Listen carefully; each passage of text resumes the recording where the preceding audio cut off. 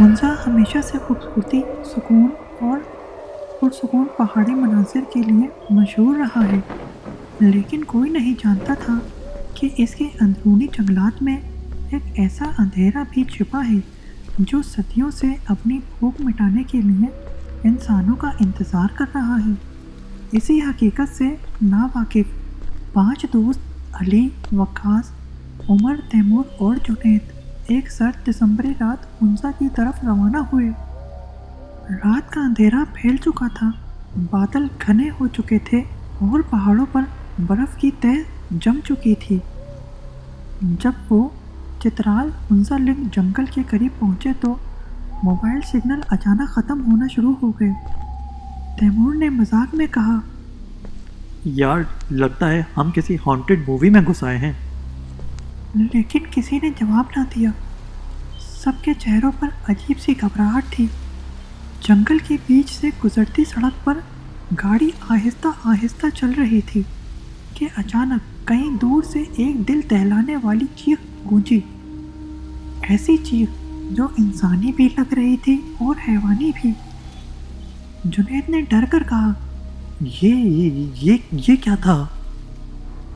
خاموشی پھر اتر گئی، مگر اسی خاموشی میں ایک بوجھ تھا، جیسے کوئی ان کے بہت قریب آ گیا ہو۔ وقاص نے ہیڈ لائٹس اونچی کی تو دور برف کے درمیان ایک لمبا سا سایہ کھڑا نظر آیا، بالکل ساکت، بالکل بے جان، لیکن اس کا منہ کانوں تک پھٹا ہوا تھا اور آنکھوں میں سرخ آگ جل رہی تھی۔ علی نے گھبرا کر بریک لگائی۔ سایہ آہستہ آہستہ آگے بڑھنے لگا، پھر اچانک بھاگتے ہوئے گاڑی کی طرف لپکا۔ پیچھے دیکھو! عمر چیخا، لیکن ایسا کرنے کی ہمت کسی میں نہیں تھی۔